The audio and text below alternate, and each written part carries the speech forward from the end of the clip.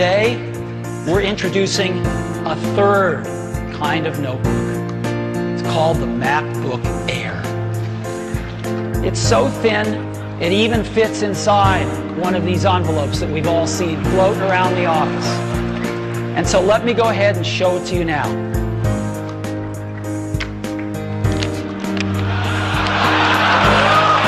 As we arrive at iPhone's first birthday, we're gonna take it to the next level. And today we're introducing the iPhone 3G.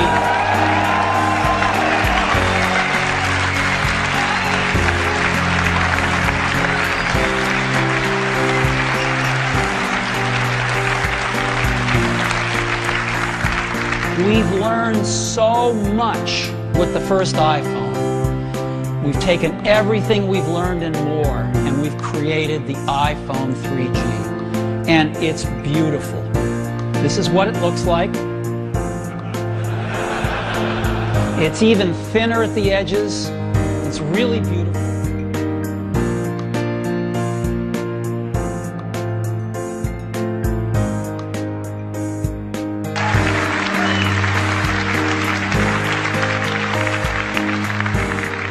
Dolby Digital 5.1 surround sound. The quality is unbelievable. You can also now view audio and video podcasts right on Apple TV. You can choose from the over 125,000 podcasts in the iTunes podcast directory and see them right on your widescreen TV. Photos, you can get photos from your computer, but you can now go right over the internet and get photos from Flickr and .Mac. And watch them. As you know, photos are stunning on a widescreen TV because modern digital cameras are all HD resolution. And of course, YouTube. We've been working with the guys at YouTube for quite some time, and we've expanded the selection to, there's over 50 million videos that you can now watch on your widescreen TV from YouTube.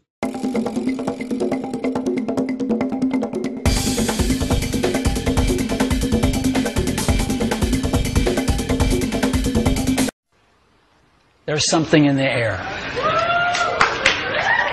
What is it? Well, as you know, Apple makes the best notebooks on the planet. The MacBook and the MacBook Pro. These are the standards in the industry by which competitive products are judged.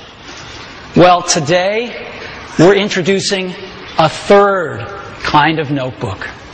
It's called the MacBook Air. Now, what is the MacBook Air? In a sentence, it's the world's thinnest notebook. So, what does that mean? Well, we went out and looked at all the thin notebooks out there.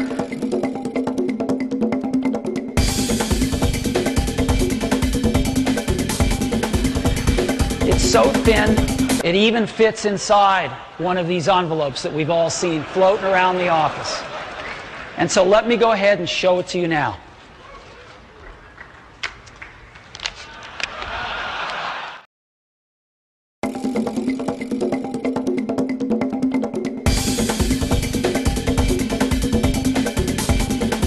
Well, I've got 4 things I'd like to talk about with you.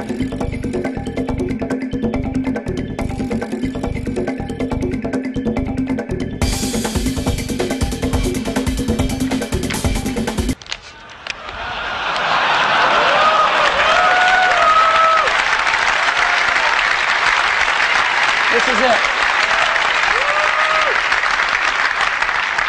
Let me take it out here.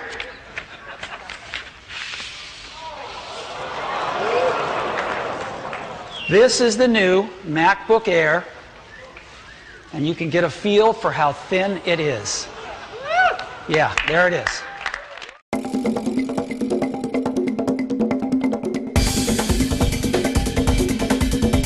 Look at this.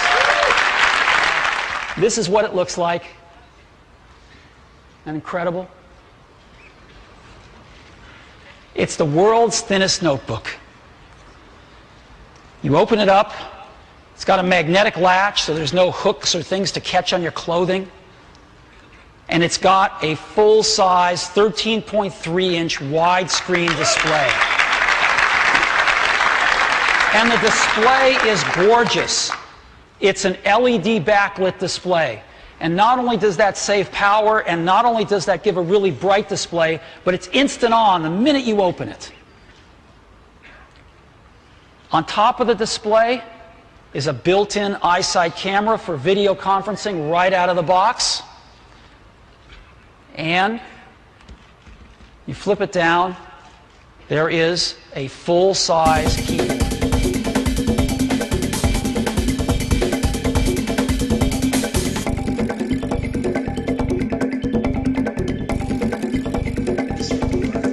We have sold 4 million iPhones to date.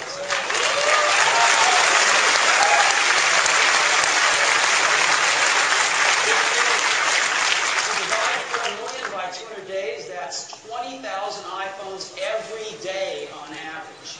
So we're really pleased with this. Now, what does this mean in terms of the overall market? Well, let's take a look at the U.S. smartphone market share that the iPhone has achieved. Now, this is data from Gartner, and the most recent data we can get is really just for the third calendar quarter ending in September. So this is iPhone's first quarter of shipments ever.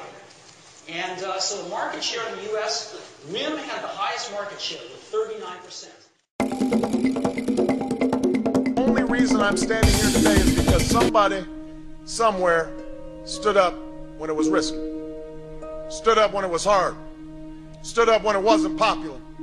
And because that somebody stood up, a few more stood up. And then a few thousand stood up. And then a few million stood up.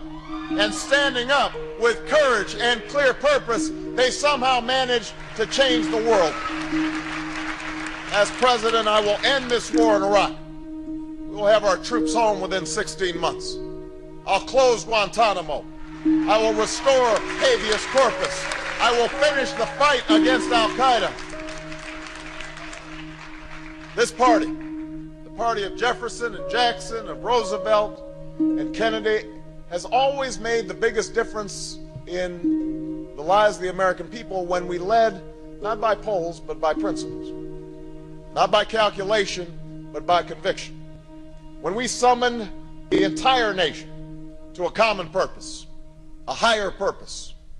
And I run for the presidency of the United States because that's the party America needs us to be right now.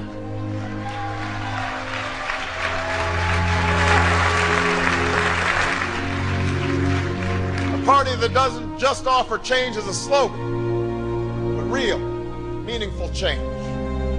And I'll lead the world to combat the common threats of the 21st century: nuclear weapons and terrorism, climate change and poverty,